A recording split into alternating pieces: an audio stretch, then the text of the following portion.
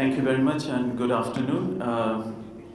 My problem is I can't say no to NCCI, especially Mashur, but he keeps challenging me by inviting me to talk about things which I have no clue about. And so that's how I'm actually feeling like, so please bear with me. But whatever I've heard, I mean, it's been a fascinating conversation. Every time we come to gatherings like this, we always get benefited immensely, and thanks to our Scandinavian colleagues for putting this together, for organizing this. And I can assure you, I have some colleagues from the Ministry of Commerce here, as I can see. The government is very much interested in engaging, especially to our colleague from the World Bank. I can say, at least in the Foreign Office, we hardly see the World Bank. We actually don't see them at all.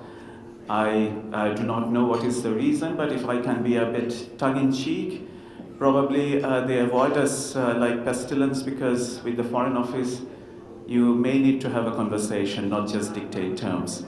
But sorry, I had to say that. But we are very much ready to have this conversation, and we are coming back from Doha, Qatar, from the UN LDC 5 conference.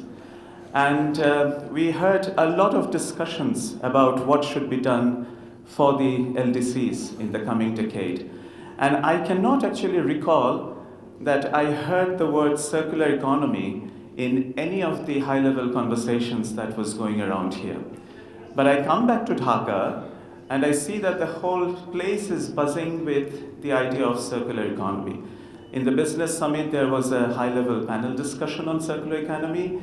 This is happening right now. Just the day after tomorrow, I think Mustafizuddin, he's also organizing something on sustainable apparel forum and so forth. So Dhaka is kind of perhaps becoming the circular economy capital, at least in the textile sector. One of our iconic fashion designers, she was promoting this idea of fashion for development. I guess the stakeholders here should start thinking about putting our own motto or brand, fashion for circularity. And if you do that, at least from the Foreign Office, we'll be very happy to champion that. I can assure you about that.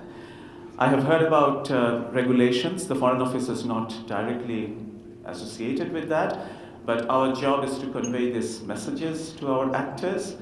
I'm sure that the Honorable Advisor, he spoke in the morning, and he must have echoed this as well. If you can establish a viable business model that's working, there is no reason for this government not to take note and not to act upon it. Our regulatory framework is always a work in progress, and we remain open to different kind of adjustments. So please try to establish, and through conversations like this, that there is indeed a viable business model, and the regulations should definitely follow. And I particularly like the point about addressing the supply side issues, especially the issues of skills and education. The government has recently formed the National Skills Development Authority, and that authority is actually looking for inputs like this. What kind of skilled workforce do we need to invest in going forwards? So I would again request NCCI and other actors to please engage with this rather new entity. It's in the same building as BIDA. So please reach out to them and give them these suggestions so that they can factor these things in. We have been talking a lot about technology and innovation. Perhaps those of you who have been following the LDC 5 conference, from Bangladesh side, we actually organized a high-level side event which talked about use of science, technology, and innovation for LDCs. We could have picked up a number of topics, but we focused on that. Why did we do that? Because it has become a priority for none other than our Honorable Prime Minister. You may have heard her for the last 14 years at a stretch. She has not always been talking about research and innovation. But if you see her guidance for us in the last couple of years, you would see she's repeatedly talking about investing more and more in research and innovation, because she has realized that that is what can unlock our next development potentials. And that is the message that we wanted to convey to the international community in Doha as well, that in Bangladesh, as someone said, that we are ready. We have seen that we can absorb technologies, we can adapt to new technologies. So please come and share technologies and innovations with us. And this is where I would request our Scandinavian colleagues to continue to do the matchmaking. Because under the TRIPS agreement, as LDCs, we are supposed to get technologies. But as our colleague from the Fashion Institute has been saying, we haven't really seen much in terms of concrete deliverables. We understand that it is the private sector that can do that. So since the private sector is very much on board here, please let us see how from all governments we can give them the incentives to share technologies for countries like ours, because we do have the readiness. And I'm sorry to hear that your patent applications has not been entertained yet, sir. But again, if I can be a bit tongue-in-cheek, you know, in our bureaucracy, you cannot just file an application and sit there. You have to go and pursue them.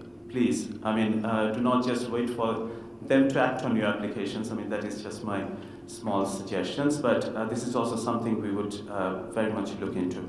In terms of waste, I always give this example because I like it. I mean, there is an Austrian company called Munzer. Some of you probably know about it.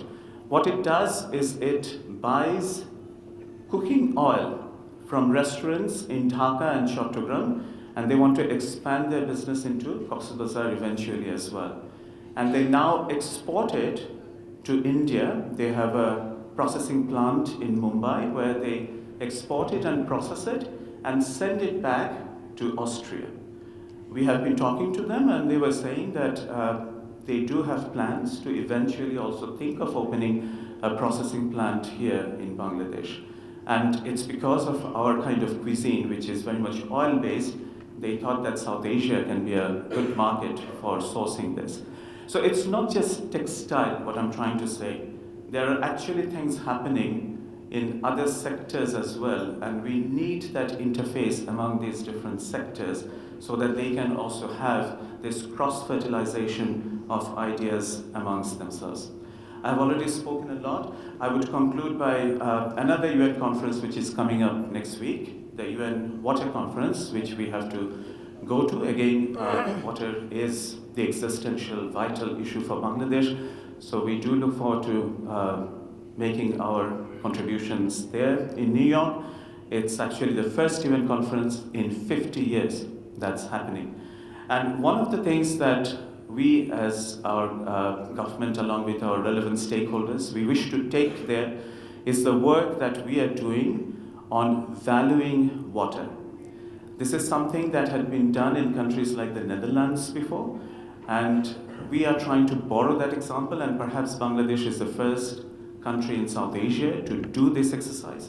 This exercise is almost ready, and this will also look at industrial use of water as one of the components. It does not necessarily mean that you have to factor that into the cost of production, but whatever investment is made, either from the public or the private sector, water is valued. The value of water is taken into consideration. I mean, that is the main idea.